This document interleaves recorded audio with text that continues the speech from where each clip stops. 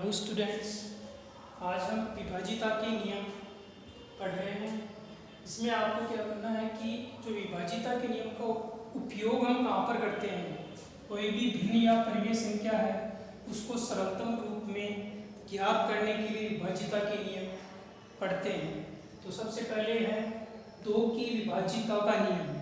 2 की विभाजिता का नियम क्या होगा कि कोई भी संख्या है अर्थात किसी संख्या का इकाई का अंक 0, 2, 4, 6, 8 अर्थात कोई भी सम संख्या हो तो वह संख्या 2 से पूरी बार विभाजित होती है।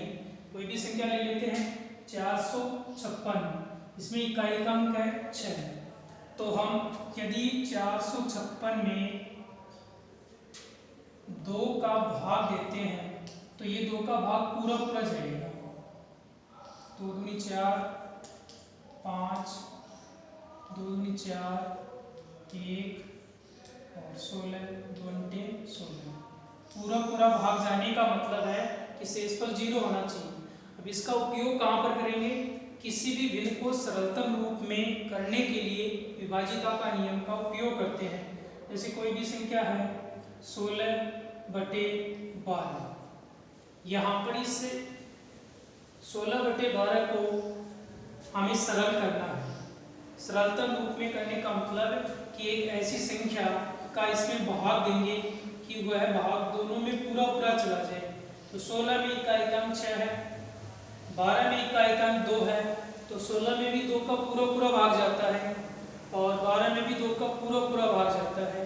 तो हम क्या करते हैं, 16 में 2 का भाग दिया 8 बार गया, 12 में 2 का भाग दिया 6 बार गया। इस प्रकार से संख्या बन गई 8/6। फिर से हम चेक करते हैं कि 8 और 6 दोनों सम संख्या है तो दोनों में 2 का पूरा भाग चला जाएगा। 8 में 2 का भाग देंगे 4 बार चला गया, 6 में 2 का भाग देंगे 3 बार चला जाएगा, तो 4/3। तो 16/12 का सरलतम रूप हो गया 4/3। अगला जो नियम है वो है 3 की विभाजिता का नियम। इसमें क्या करेंगे कि कोई भी संख्या है अर्थात किसी संख्या के अंकों के योग में 3 का पूरा भाग जाना चाहिए। तो 3 का पूरा भाग जाता है तो उस संख्या में अर्थात जो संख्या हमने ली है उसमें 3 का पूरा भाग जाएगा। जैसे कोई संख्या है 831, तो सबसे पहले इसकी जांच करने के लिए हम क्या करेंगे, इसमें जो 3 अंक है इनका योगफल ज्ञात करेंगे। तो अंकों का योग हो गया 8 + 3 + 1, 8 और 3 11 और 1 12। 12 में डायरेक्ट आप और भी इसका योग ज्ञात कर सकते हो, 1 और 2 इन दोनों का योग हो जाएगा 3, 1 + 2 = 3। इस प्रकार से भी आप 3 में भी 3 का पूरा भाग जाता है तो 831 में भी 3 का भाग जाएगा। या डायरेक्ट आप ये भी कह सकते हो कि 12 इन अंकों का योग आ गया तो 12 में 3 का भाग पूरा जाता है तो 831 में भी 3 का पूरा भाग जाएगा। अब इसी प्रकार से जैसे हमें कोई भी संख्या है 24/15, इन दोनों भिन्नों को हमें सरलतम रूप में करना है। तो 24 और 15 में चेक करते हैं कि इसमें 2 का भाग तो जाता है लेकिन नीचे वाले में 2 का पूरा भाग नहीं जाता है। क्यों? क्योंकि यहाँ पर 5 एक विषम संख्या है। तो हम क्या करते हैं, 3 की विभाजिता की जांच करते हैं। दोनों में अंकों का योग 2 + 4 6, 2 + 4 = 6। 6 में 3 का भाग जाता है तो 24 में भी 3 का भाग जाएगा। ऐसे 5 और 1 6 दोनों के अंकों का योग 6, 6 में 3 का भाग जाता है तो 15 में भी 3 का भाग जाएगा। इसका मतलब ये दोनों संख्या 3 से कट सकती है अर्थात दोनों संख्या में 3 का पूरा भाग जाता है। 24 में 3 का भाग देंगे 3 8 24 और 15 में 3 का भाग देंगे 3 पंजे 15, तो 8/5 यह आ जाएगा 24/15 का सरलतम रूप 8/5। इसी प्रकार से अगला जो नियम है 4 की विभाजिता का नियम। इसमें क्या करेंगे हम कि किसी संख्या के दहाई व इकाई के अंकों से बनी संख्या, दहाई व इकाई के अंकों से बनी संख्या में अगर 4 का पूरा भाग जाता है अर्थात शेष पर 0 नहीं बचता है, तो उस संख्या में अर्थात जो संख्या हमने ली है उसमें भी 4 का पूरा भाग जाएगा। जैसे संख्या है 564, तो 564 में दहाई और इकाई के अंकों से बनी संख्या कौन सी होगी? यहाँ पर इकाई का अंक 4, दहाई का अंक 6 और 4 से संख्या बन गई 64। 64 में यदि हम 4 का भाग देते हैं तो पूरा जाता है, तो 564 में भी 4 का पूरा भाग जाएगा। इसी प्रकार से हम इसका उपयोग भी सरलतम रूप में करने के लिए करते हैं। 5 की विभाजिता का नियम ये क्या होगा कि किसी संख्या का इकाई का अंक या तो क्या होना चाहिए 0 या फिर 5, दोनों में से कोई एक अंक होना चाहिए। अगर दोनों में से कोई एक अंक है तो उस संख्या में 5 का पूरा भाग जाएगा। जैसे 580, यहाँ पर इकाई का अंक 0 है तो 5 का पूरा भाग चला जाएगा। यहाँ पर इकाई का अंक 5 है तो इसमें 5 का पूरा भाग चला जाएगा।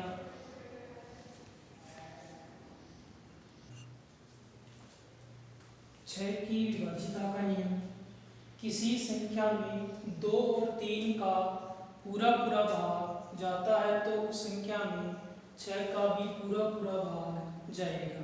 जैसे कोई भी संख्या ले लेते हैं 726, पहले जांच करते हैं कि 726 में 2 का भाग जाता है या नहीं।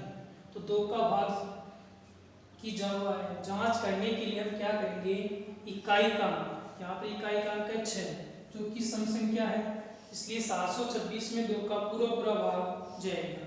3 की विभाजिता की जांच करने के लिए हम क्या करेंगे, अंकों का योग करेंगे। तो यहाँ पर अंकों का योग हो गया 7, 2, 9, 6, 15। 15 में 3 का पूरा भाग जाता है तो 726 में भी 3 का पूरा भाग जाएगा। अब यहाँ पर 2 और 3 दोनों का अगर 726 में भाग जाता है तो 6 का भी पूरा भाग जाएगा। इसी प्रकार से 7 की विभाजिता का नियम है, इसके 2 नियम हैं। पहला नियम, किसी संख्या के इकाई अंक का दोगुना करके, किसी संख्या के इकाई के अंक का दोगुना करके जो शेष बची संख्या है उसमें से घटाने पर प्राप्त जो संख्या है वो यदि 7 से विभाजित होती है तो वह संख्या भी 7 से पूरी बार विभाजित होगी।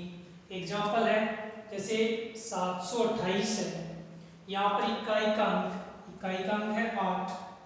8 का दोगुना करेंगे, 8 का दोगुना हो गया 16। शेष संख्या कौन सी बच गई, इकाई का अंक 8, शेष संख्या बच गई 72। तो हम क्या करेंगे, 72 में से जो दोगुना किया था इकाई का अंक उसको घटाएंगे। तो 72 में से 8 का दोगुना 16 घटाते हैं तो हमारे पास शेष बचता है 56। 56 में 7 का पूरा भाग जाता है तो 728 में भी 7 का पूरा भाग जाएगा।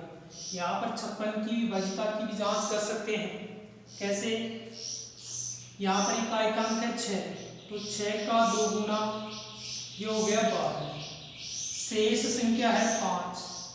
5 में से 12 को घटाएंगे तो हमारे पास बच गया माइनस का 7, जो 7 से पूरी बार विभाजित है तो ये 56 भी 7 से पूरा भाग जाएगा। यहाँ पर केवल हम संख्या देखते हैं कि भाग जाता है या नहीं। दूसरा जो नियम है वो जैसे सबसे बड़ी संख्या है 4 अंकों की, 5 अंकों की, 6 अंकों की, अगर कोई संख्या आ जाती है उसमें विभाजिता की जांच करनी है 7 की, तो उसके लिए क्या करते हैं, किसी संख्या के, सबसे पहले क्या करेंगे, किसी संख्या के दाएं से बाएं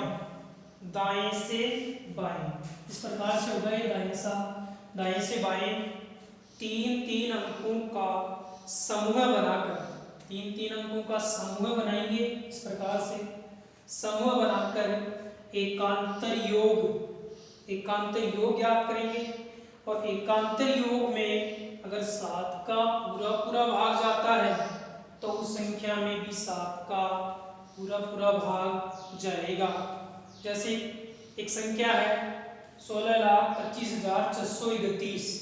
यहाँ पर सबसे पहले हम क्या करेंगे, इधर बाएं से बाएं जोड़े बनाएंगे।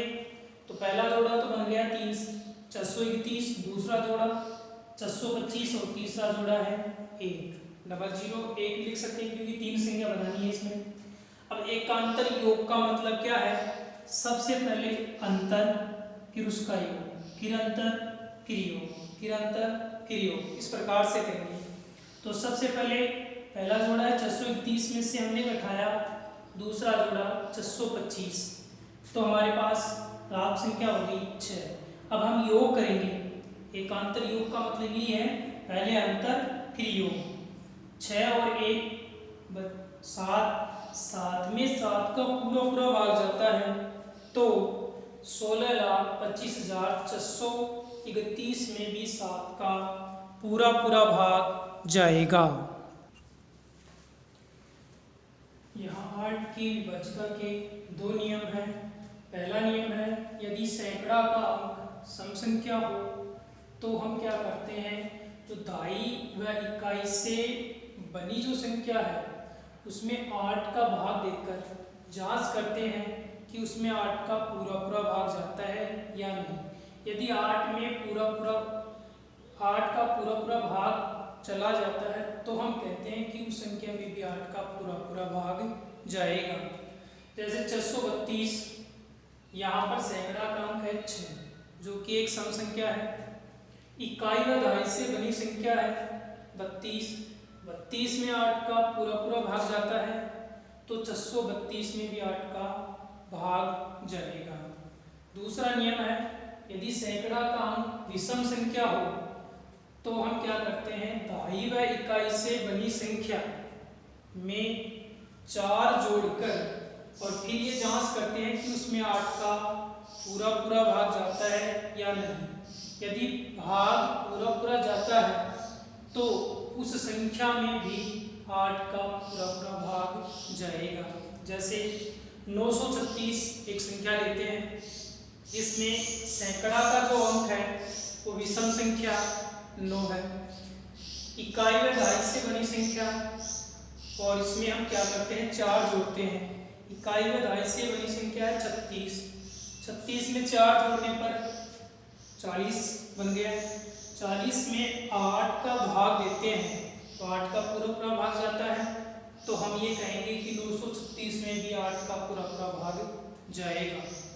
ऐसे 9 की विभाज्यता का नियम, हमने जैसे 3 की विभाज्यता देखी है उसी प्रकार से 9 की विभाज्यता है कि किसी संख्या के अंकों के योग में 9 का पूरा पूरा भाग जाता है तो उस संख्या में भी 9 का पूरा पूरा भाग जाएगा। जैसे हमारे पास संख्या है 4383। इसमें अगर हम अंकों का योग करते हैं तो 4, 3, 7, 8, 15 और 3, 18 अंकों का योग हो गया 18। दोबारा इसका हम योग कर सकते हैं, 1 और 8 योग करेंगे 9, तो 9 में 9 का भाग जाता है तो 4383 में भी 9 का पूरा पूरा भाग जाएगा। 10 की विभाज्यता का नियम यह है कि किसी संख्या का इकाई का अंक केवल कितना होना चाहिए, 0। इकाई का अंक 0 हो तो उस संख्या में 10 का पूरा पूरा भाग जाता है। जैसे 80 यहाँ पर इकाई का अंक 0 है, 120 इकाई का अंक 0 है, 1060 इकाई का अंक 0 है, तो इन संख्याओं में 10 का पूरा पूरा भाग जाएगा। जैसे मान लो कोई भिन्न है 120/80, यदि हमें इसको सरलतम रूप में बदलना है तो यदि इकाई का अंक दोनों संख्याओं में 0 है तो हम 0 को इस प्रकार से काट सकते हैं तो हमारे पास संख्या बन जाती है 12/8।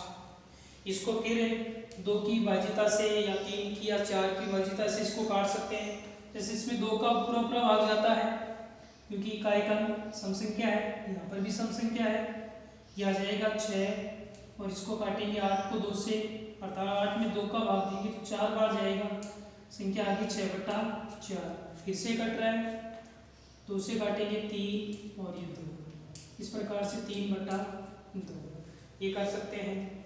अगर मान लो बीच में कोई संख्या आ गई 1060/100/1020, तो इसमें आपको केवल इकाई का जो अंक है 0 है उसको काट सकते हैं, आपको बीच में से बिल्कुल नहीं काटना है क्योंकि यहाँ पर 2.5 का 6 और 2 आ गया, सैकड़ा का अंक है, इसको बिल्कुल नहीं काटना है।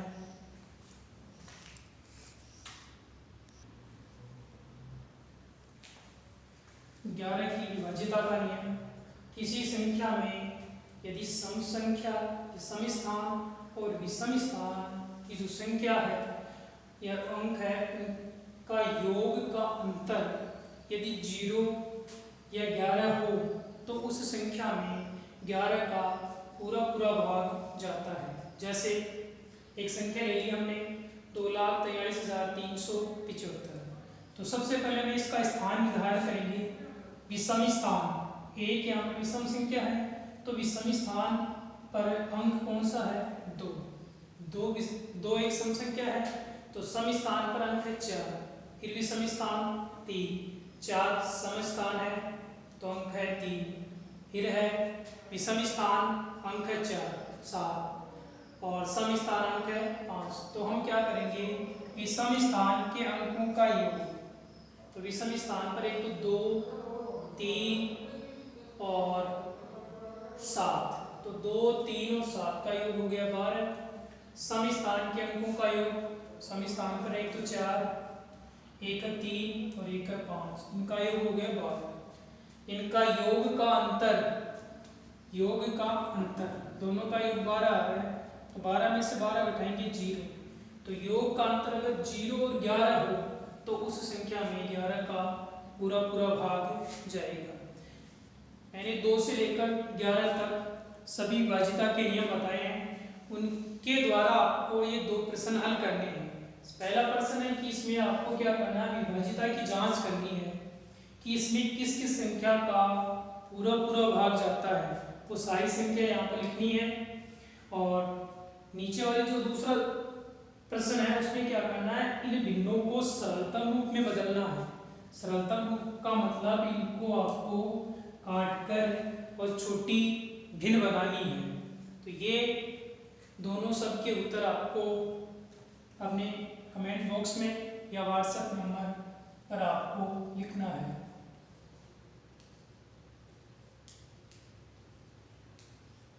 इस नंबर पर भी आप भेज सकते हो।